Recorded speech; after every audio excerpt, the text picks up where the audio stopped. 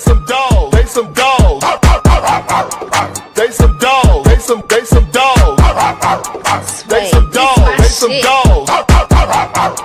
They some dogs. They some dogs.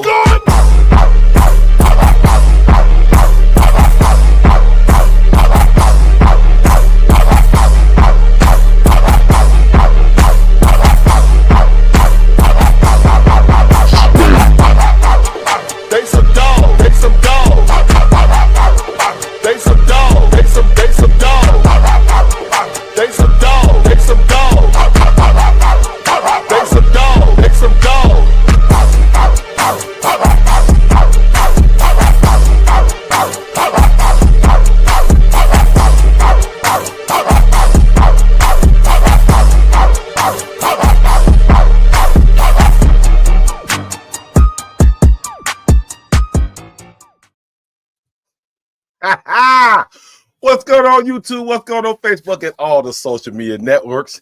Once again, you are tuned in to the Ulterior Motive Sports Podcast Network, featuring the best of T&D Sports, BFO, and the My Dogs Podcast. We got another great show for you tonight. We got another great guest. But before we get to the guest, let's get to the introductions. Chrissy Acuti's in the building. Chrissy, let them know what's good, baby. I'm so mad. It seems like every time we have a guest, my internet lags. I'm like, what the heck? Like, I don't have any of the TVs on in the house. I don't have anything else, running. Like, I'm lagging. Really? TP. What's good? What's good? It's your boy Thorough from the My Dogs Podcast, where my opinions are always my opinions. Let's get into it. All right. What up, my peeps? All right, let's get into it. Wow. Woo, what can I say? This man is a Browns legend. This man played for the Browns from 1973 to 1981 until he went to the Raiders. In 1982 to 1984, he is a Super Bowl champ. He is one of my coaches.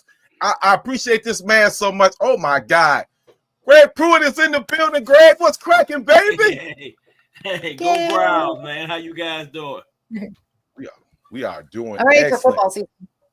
No, but before we get to that, Greg, I gotta ask you. I know you're a hunter, man. What you been up to, man? We gonna kill some deer this year? What's going on with you? No, I haven't hunted in a while, but my favorite hunt is hunting turkeys. I like turkeys because most of the time when you go in the woods, you go in when it's dark, and then the woods wake up with you, and then as your eyes get acclimated to darkness, you don't know if you're in the right place or not. You hear shooting, that means somebody is in the right spot, and you hope somebody runs something toward you. But for turkeys, you make a call, they call back. You know they're there. So now, that's what I like. Okay. All right. Speaking of turkeys, we got some turkeys with the number 2 pick. But I want to get to that. I got to get to TP. TP got the first question for you. TP, go ahead, my brother. All right. Hey. My question is, I just like how you said that you wanted one of the seasons you wanted to for a running back was to break 1,000 yards, right. And you said you wanted to break 1,000 yards and you wanted to do it at home, and you did it against the Kansas City Chiefs. And what made you? I mean, you wanted to do it at home. You needed over 200 yards. How was you that cocky that I'm getting 1,000 yards at home? Was you like that back then? Well, I had a lot of confidence in myself. That's first thing. You got to believe you can do it before you can do it. And I've always told fans that playing football is just like them going to work on Monday, except we go to work on Sunday. Every Monday when you got to go to work, you don't always feel like going to work, but you do it because that's how you make a living. That's how you take care of your family. And that's a responsibility that you accept. For us in football, Sunday, we don't always wake up feeling like we want to play football. So we go through the routine that we go through, and a pregame, getting taped up, going over your plays, going out for pregame and warming up. But when we walk out to start that game, that crowd lit me up. I looked at the crowd. They got so loud and so excited that for me, it felt like I won the lottery, and the lottery was I get to play. I knew if any one of those guys was given a chance to play, they would play. So I appreciate them putting a spark under me every Sunday. I came to depend on that. No matter how I felt, I said you got to be a dead man not to want to play when you walk out that stadium and take that field. Wow. That makes me feel good as a fan. Well, I think that, I went to the Raiders. The Raiders got some crazy fans, but I think the Browns fans are about as good as they come, and they're dedicated. Sometimes I feel sorry for the Browns because regardless of how well the Browns play, they always support. And I think sometimes if you did the opposite, maybe you might put pressure on them to do something better, and the fans could control that. But we love football. I'm a fan now. I'm a frustrated fan now. Now I get it. I can't do nothing but cheer and complain and want people to play better. But I have a different kind of eye when I play football. I mean, when I watch football because I played it. My concentration goes to the strategy on the offensive side of the ball. And sometimes I'm questioning what they're doing and why they're doing what they're doing. And it's upsetting sometimes. I think sometimes in some situations, I'm a running back. I can't help it. When I watch games, I gravitate to the backfield. I start to have the vision that the back should have. And I see when they should have went right and when they went left. So I guess it's frustrating. One of the question marks we're going to have is, are they going to bring Chubb back? I don't think they ever used Chubb the way they could have used Chubb. Thank you. He's Thank you. Nicest guys, never gave them a problem, never went to the press, and hopefully they're gonna find out that he still got some room in it. History has a way of repeating itself. That happened to me. I hurt my knee in 1979, and then all of a sudden things started to change. They stopped handing me the ball. They started throwing it to me out of the backfield. I don't know if they thought they don't tackle when you throw it to the back versus handing it to him. But it hurt me as a rusher, as a running back. But, if I could get my hands on the ball, regardless of where I got it or how I got it, long as I got it, I felt like I could have an outcome on the game. But eventually, they traded me to the Raiders. And we were talking earlier on air, that I was upset about that.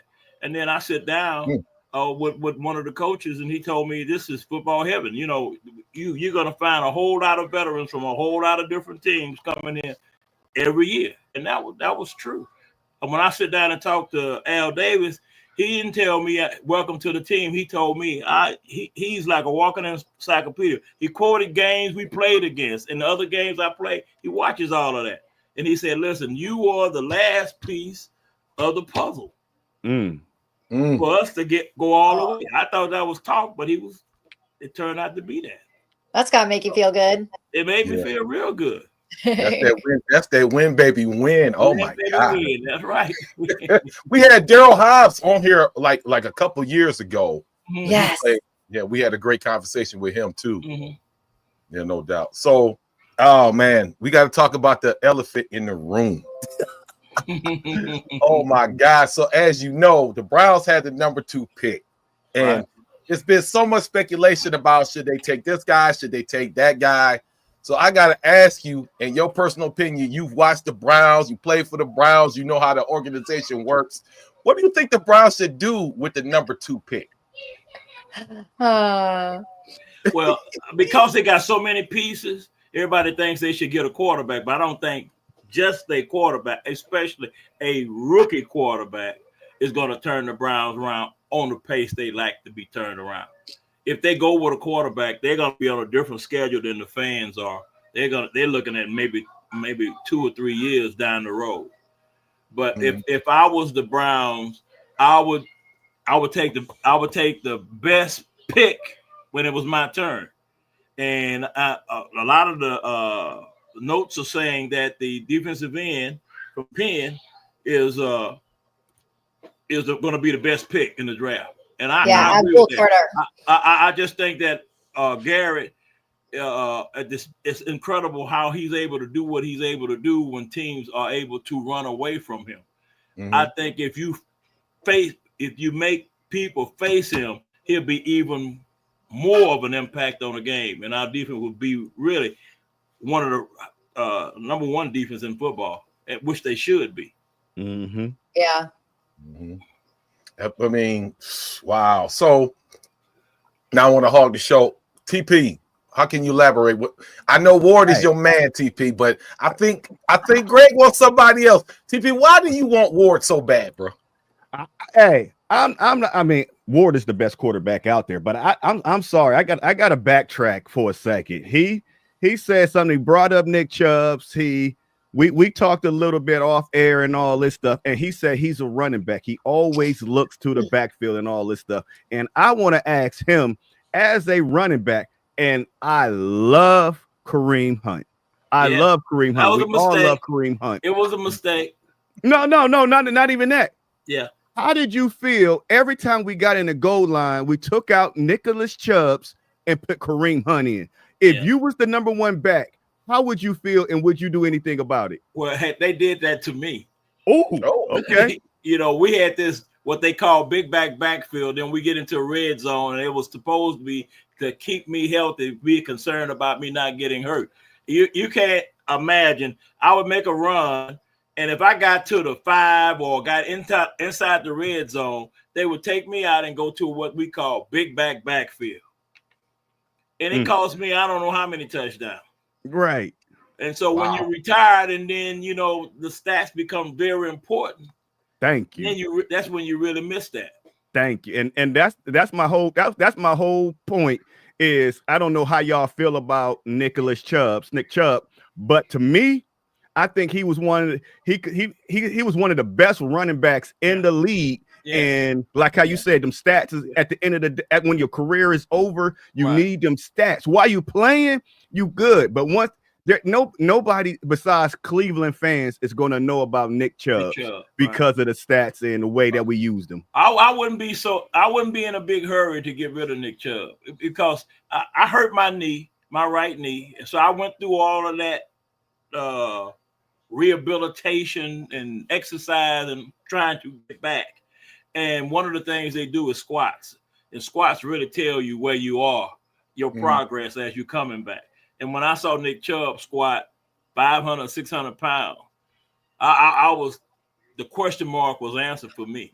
Nick's knees was okay.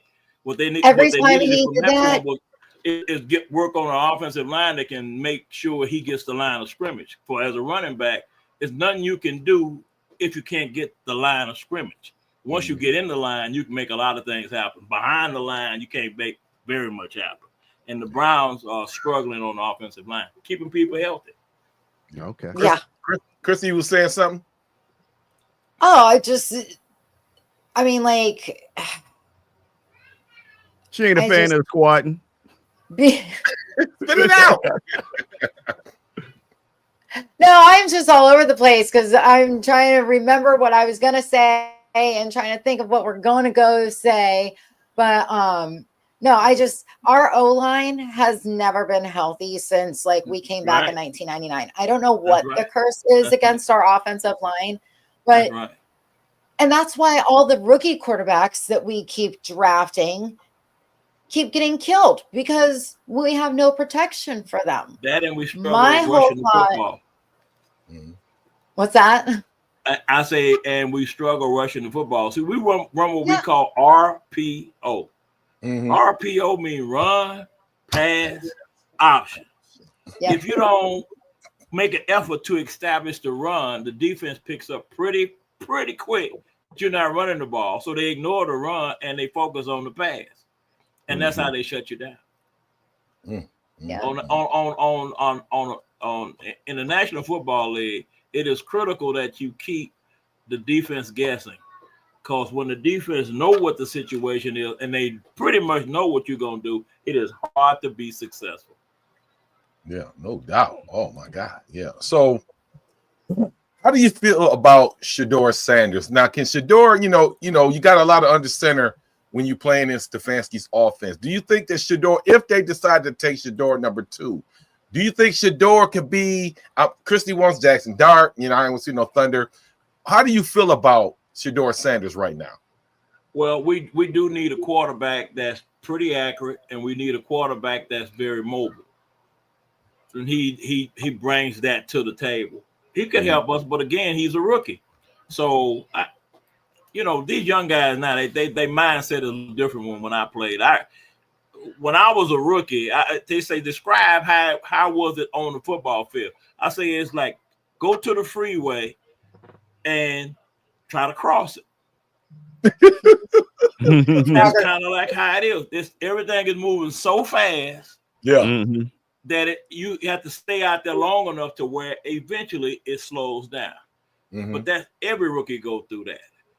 And teams know that you're a rookie. They're going to do a whole lot of disguise, and they're going to do a whole lot of pressure. They're going to do everything they can to confuse you, to test your lack of experience. Some quarterbacks step in, they have the support, and they have the strategy, and they have the offensive scheme to help their quarterback. I don't think we help young quarterbacks. All the quarterbacks here that were young struggle under Savansky.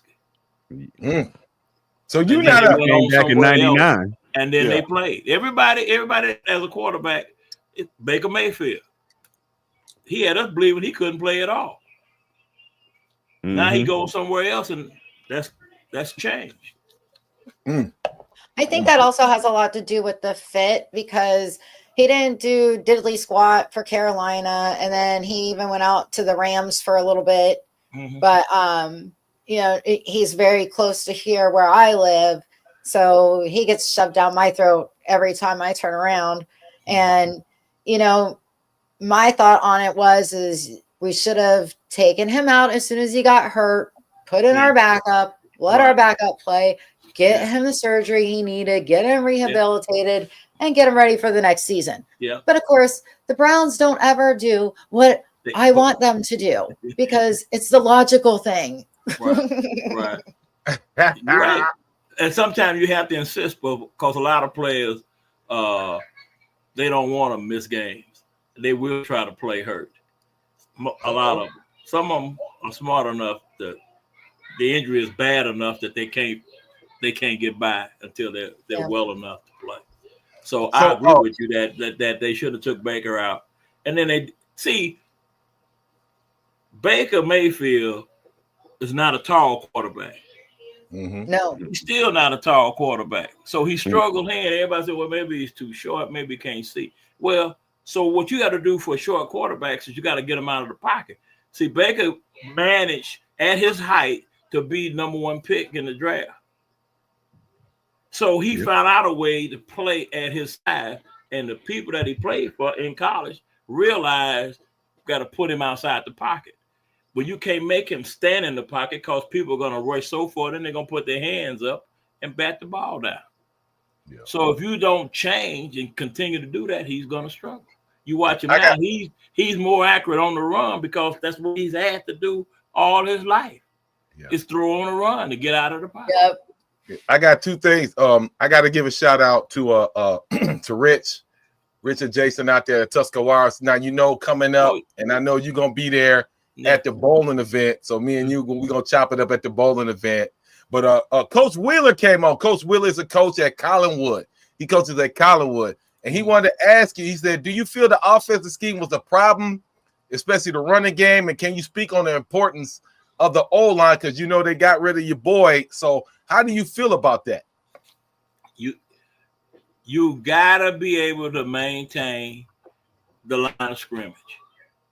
But no matter what you're doing, if you passing, it's all when the ball is snapped, you got so many seconds to get rid of the ball. Receivers got so many seconds to run a pattern and get open. The back got so many seconds to get in the hole that was called in the hole that the play called for in the huddle.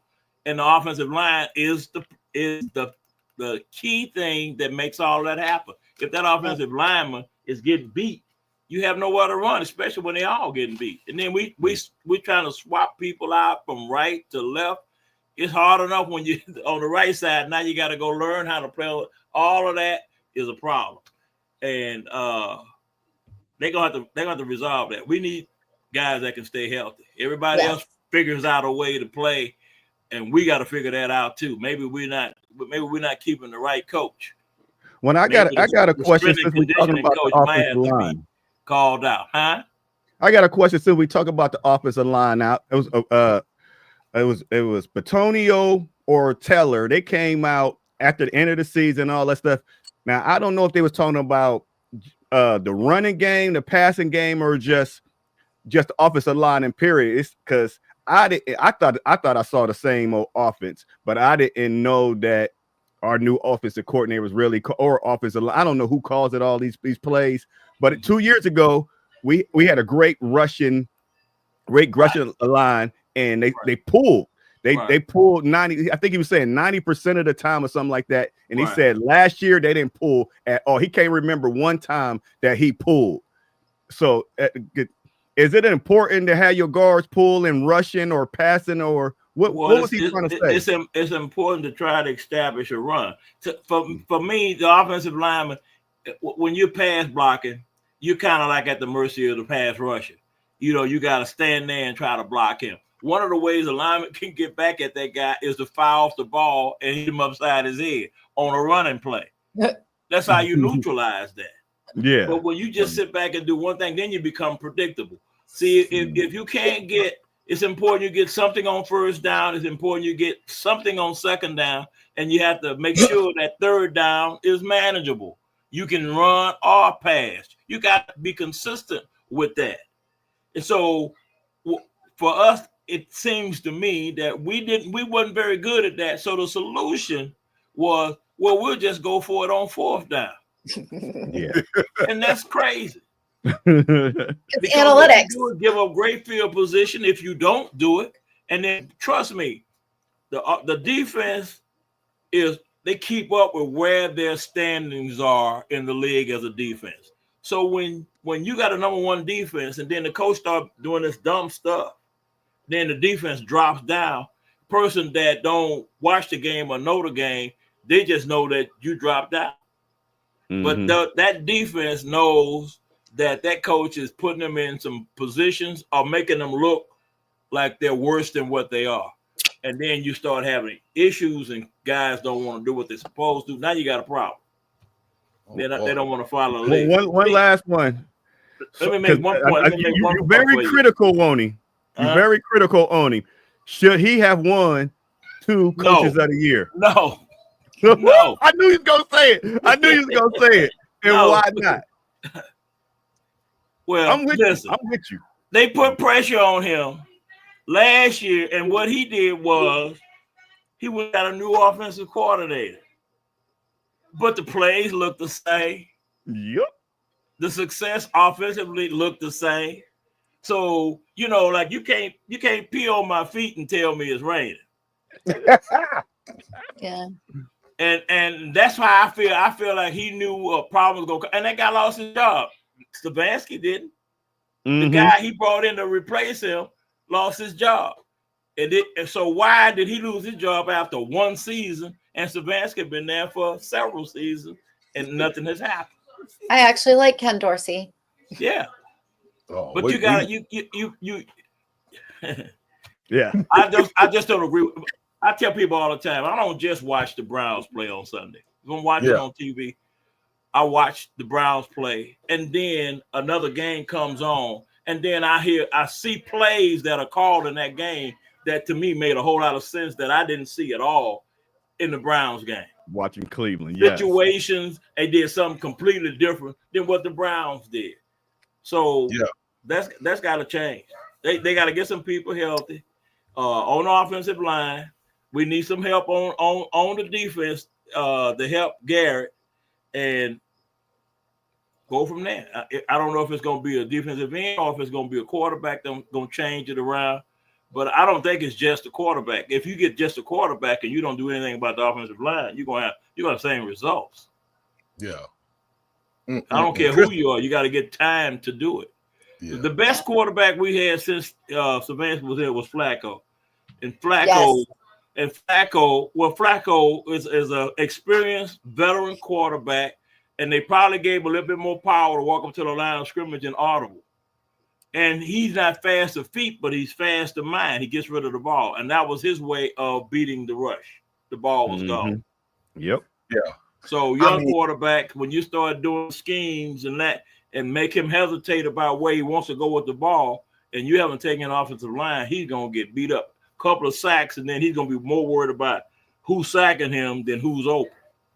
Yeah. Chrissy, you got something else you want to add?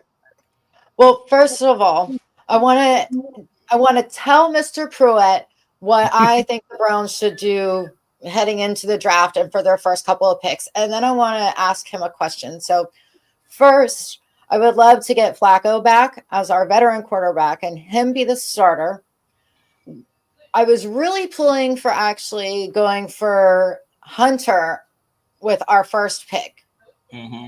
But I'm kind of leaning towards the Abdul Carter now. And then with our second pick, I would love to get Jackson Dart. And then with our third pick, Cam Scatterboom. You got to give me positions. Some I'm not real familiar with. Oh, okay. Jackson Dart is the quarterback. Right. And Cam Scatterboom is a running back. Okay. Yeah, we're gonna need a running back. We definitely gonna need that. We gotta do better at running the football. And he's unbelievable. And then the other thing is when you put RPOs and then you empty the backfield all the time. RPO, you can't run an RPO if you don't have a back in the backfield. So they gotta change. They got some big changes they got to make offensively. And I think the first one is the offensive line. And I agree with you. We're gonna need a back because we sent Hunt to Kansas City, and they're now getting into the protective mode with Chubb. And I think either you're going to play him and then you don't worry about it. He's been around long enough to protect himself, but give him an offensive line, which guarantees him the line of scrimmage, and you'll get some kind of production out of it. If that's not what you're going to do, whoever you bring in, quarterback or running back, you got to do something with the offensive line more so than what you've been doing. All right. Now, my question for you was going to be, you already said how you were kind of upset that you left the Browns and went to the Raiders to play, but then you got to play in a Super Bowl. And not only did you get to play in a Super Bowl, but you guys won the Super Bowl. So what was that experience like? Because that's the biggest game in that was unbelievable. And if you play sports, you know what butterflies mean before a game. Well, they don't get no bigger than they get in the Super Bowl. And if you remember, we beat the Redskins in Super Bowl 18. And in regular seasons, the Redskins came from behind and beat us. So in the Super Bowl, even though we got ahead, I kept running up and down like, come on, it ain't over till it's over. It ain't over. So finally I got on people's nerves, and I'm trying. Matt Millen was a middle linebacker, and I'm running up and down the sideline. He grabbed me. He said, Pruitt. And I stopped. I said, what? And he flipped me around. He said, look at the scoreboard. I looked at the scoreboard. He said, say it out loud. I said it out loud. The score, I think, was 31-9 or whatever it was. You did play for the Browns, so he said it's old, man. Leave us alone. We done won this one.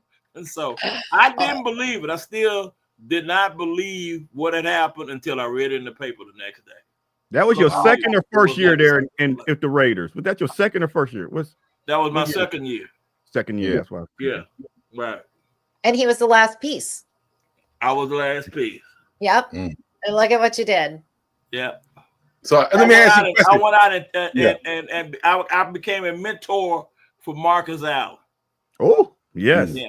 The great Marcus Allen. Nice. Yeah. So do you still shine and ring up every now and then? And, do like that? Well, I don't wear my ring. I got a when we won a Super Bowl and in the offseason, my mom is in Houston, Texas. And they had set a date in January, later in January or February of the next after the Super Bowl to come out and have a banquet and present the Super Bowl rings. And then my mom called me and told me, she said, Greg, they're gonna give you a ring and they're gonna give you a pennant.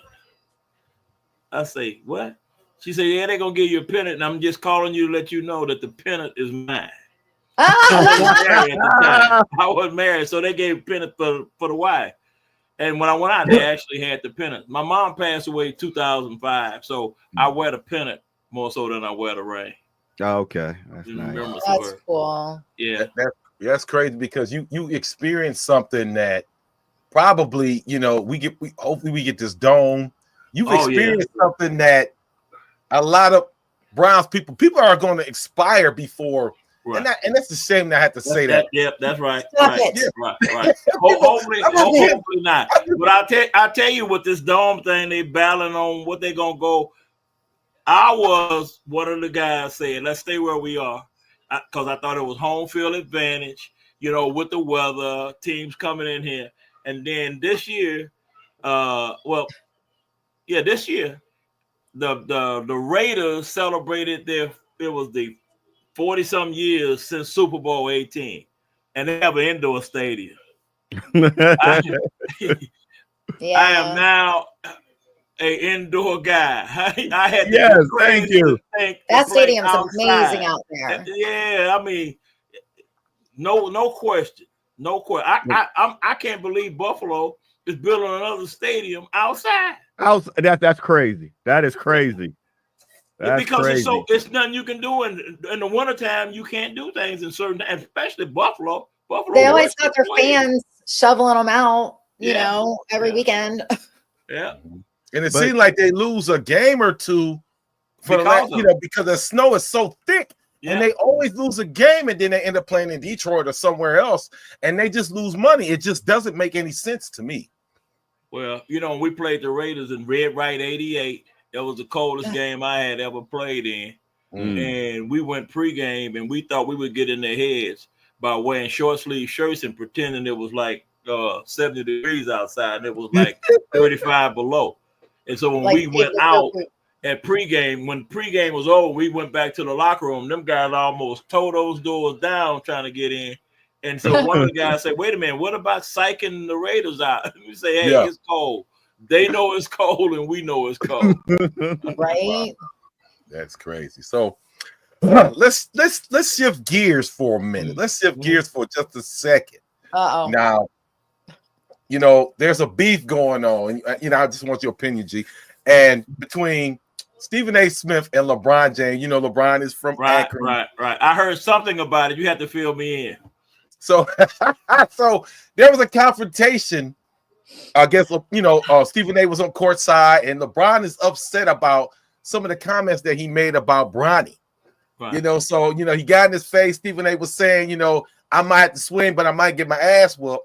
Wow. So is LeBron right or wrong? Do you think he should have been tripping? Do you think Stephen A. is right? How do you feel about that? I get pissed off at Stephen A. too sometimes. Yeah. He say some crazy stuff, makes no sense at all. And so he has to watch who he say those things about, especially if he's going to run into that person's parent. That player's parent is a player. So I wasn't surprised that LeBron checked him, and hopefully he was smart enough to back off. But we can let me lay out the reason why he so-called checked him. Yeah. Stephen A. He didn't say nothing wrong, but I mean it is what it is. Stephen, because LeBron came out last year or whatever and said that Bronny is better than 50% of the players in the NBA. Oh, okay.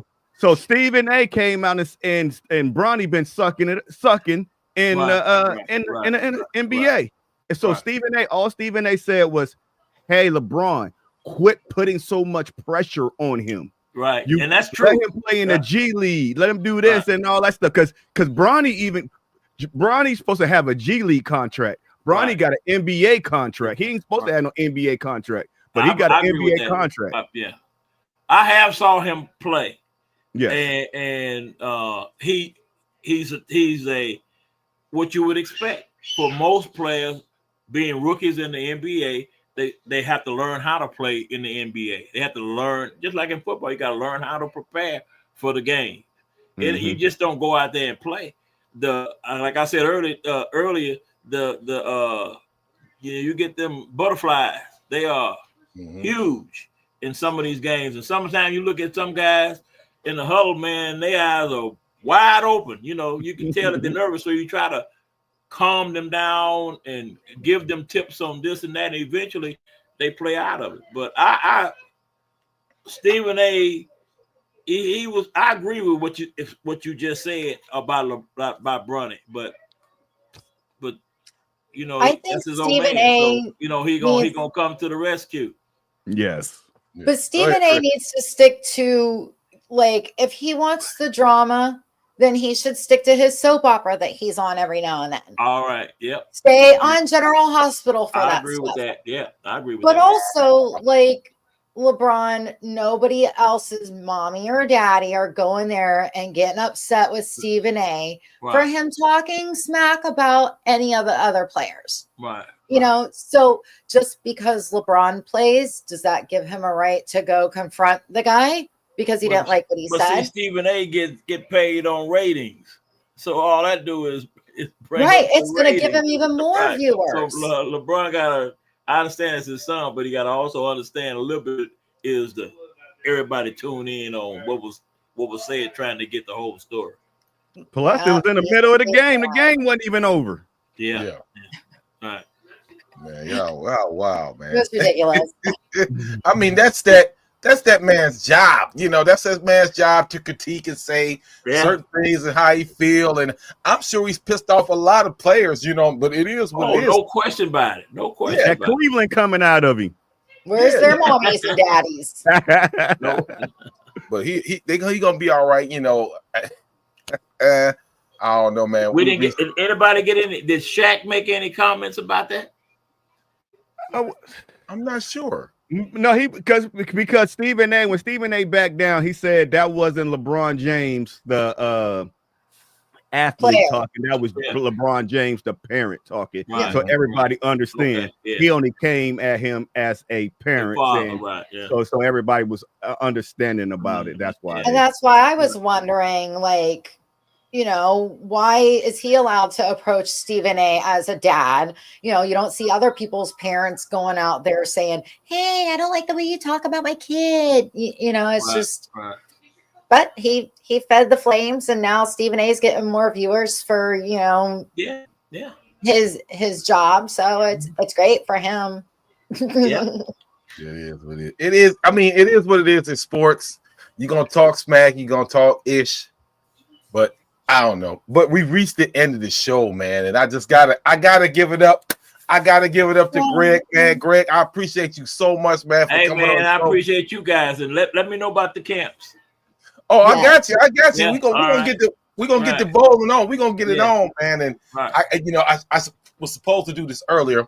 Make sure that you get all your official gear at fanatics.com. Official license everywhere. Guardian caps, taking one hit at a time. Make sure that dome is protected. And now we have a new sponsor. Real AI is better. You get all the handicaps. You need help on your bets. Go to Real AI. We're going to have the links in there. You need that. And Cleveland 13 News. And like I say every week, go Browns, bitches. And we will All see right. y'all next week. Go Peace. Browns. All righty. Thank you guys. No doubt.